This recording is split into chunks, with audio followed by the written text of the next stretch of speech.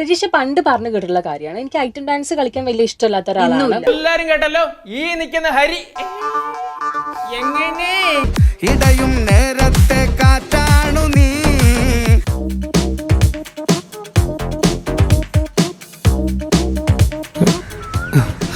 രജിഷ പണ്ട് പറഞ്ഞു കേട്ടിട്ടുള്ള കാര്യമാണ്. എനിക്ക് ഐറ്റം ഡാൻസ് കളിക്കാൻ വലിയ ഇഷ്ടമല്ലാത്ത ഒരാളാണ്.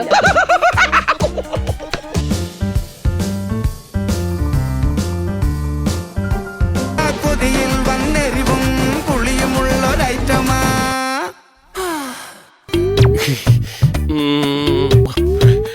എന്റെ കാലിന്റെ കീഴിൽ നിന്ന് മാറിയിരിക്കട്ടോ. നീ എന്തോടാ പറഞ്ഞത് അവളോട്, അച്ഛനോട്? ഐറ്റം ഡാൻസിലെ എന്റെ പ്രൊഫഷൻ എന്ന് പറഞ്ഞാൽ ഐറ്റം ഡാൻസിൽ വരുന്ന പാട്ട്, പാട്ടിന്റെ ലിറിക്സ്, അതിൽ കാണിക്കുന്ന മൂവ്സ്.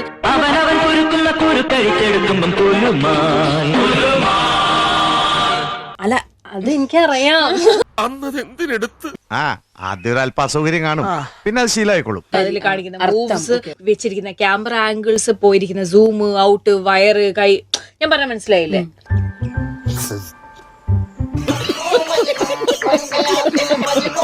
നീ അപ്പൊ അങ്ങനെ ചെയ്തത് നന്നായി, ഇല്ലെങ്കിൽ ഈ കേസിൽ ഞാൻ ഒറ്റപ്പെട്ടു പോയനെ. ഹ്യൂമൻ ബോഡീനെ ഒബ്ജക്ടിഫൈ ചെയ്യുന്ന ഒരു കാര്യത്തിന്റെയും ഭാഗമാവാൻ എനിക്ക് താല്പര്യമില്ല. അതെ അതെ. കോമള താമര പൂവിനെ ആട്ടണ കാറ്റു വന്നേ.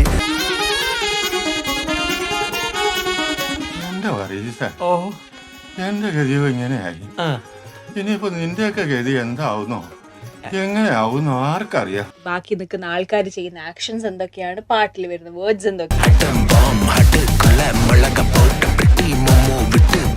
എനിക്കറിയാൻ മേലാത്തോണ്ട് ചോദിക്കുക കുഞ്ഞെ, നിനക്ക് എങ്ങനെ സാധിക്കുന്നു?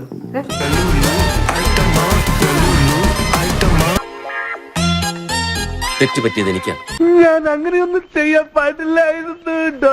നമ്മൾ എങ്ങനെയാണ് ആ പാട്ട് വെച്ചിരിക്കുന്നത്, എങ്ങനെയാണ് നമ്മളെ ക്യാമറയിൽ അത് ഷൂട്ട് ചെയ്യുന്നത്, എങ്ങനെയാണ് നമ്മൾ ഓരോരോ ബോഡി പാർട്ടിനെയും കാണിക്കുന്നത്. തിരിച്ചടിക്കണ ജാതി തന്നെ ഇപ്പൊ ഞമ്മക്ക് പെരുത്തി വിശ്വാസം.